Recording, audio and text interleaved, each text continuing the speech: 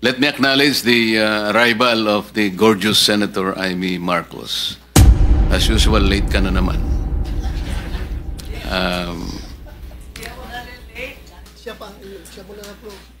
Nasa akin pa yung floor, Mr. Chair. Paano mo nalaman sa iyo pa ang floor? Pare sila singit na singit eh. Pinasisingit mo kasi. Wag ka na magpasingit. You continue. Okay, thank you, Mr. Chair.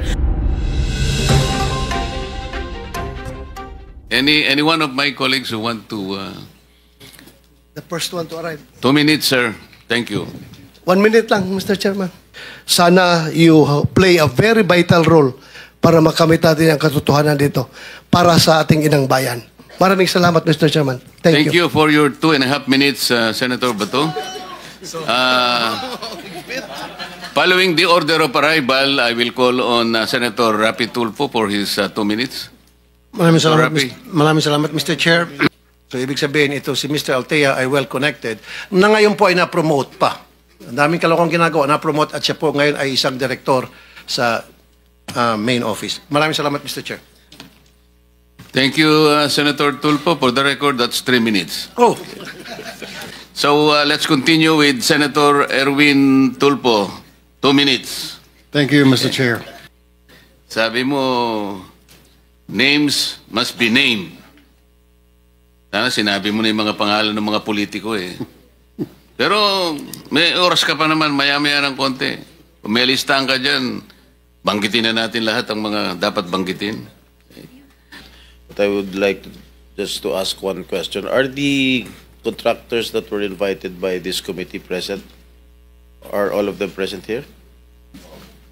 I think 11 responded, but only 7, according to the Director General, managed to send representatives. Why? What happened?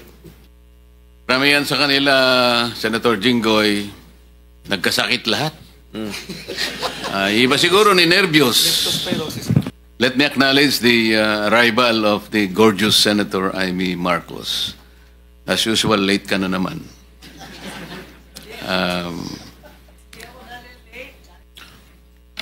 Senator Jinggoy. Thank you. Galingan mo, Senator Jinggoy, ha? Is si Miss Cabral ba nandito? Was she invited? The next Hindi, day? nandito naman ang pinaka-boss, si Secretary.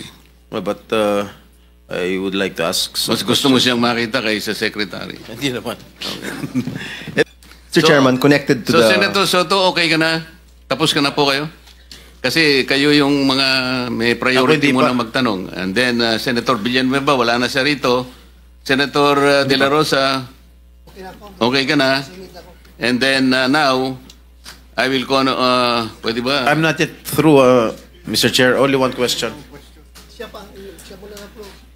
Nasa akin pa yung floor, Mr. Chair. Paano mo nalaman sa iyo pa ang floor? Pare sila singit na singit eh. Pinasisingit mo kasi.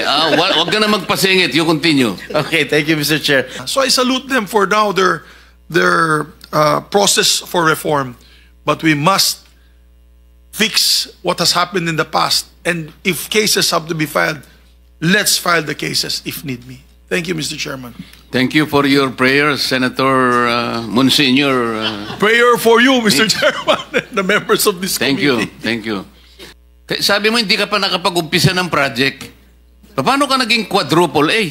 Gumawa na tayo ng flood control project. O ngayon gumawa ka na naman. Ano ba talaga yung totoo? Baka hindi ka makauwi sa araw na ito. Nagsisinungaling ka na naman eh. Ano lang yan, history lang yung sinasabi ko, Mrs. Chair. Ano na yung totoo?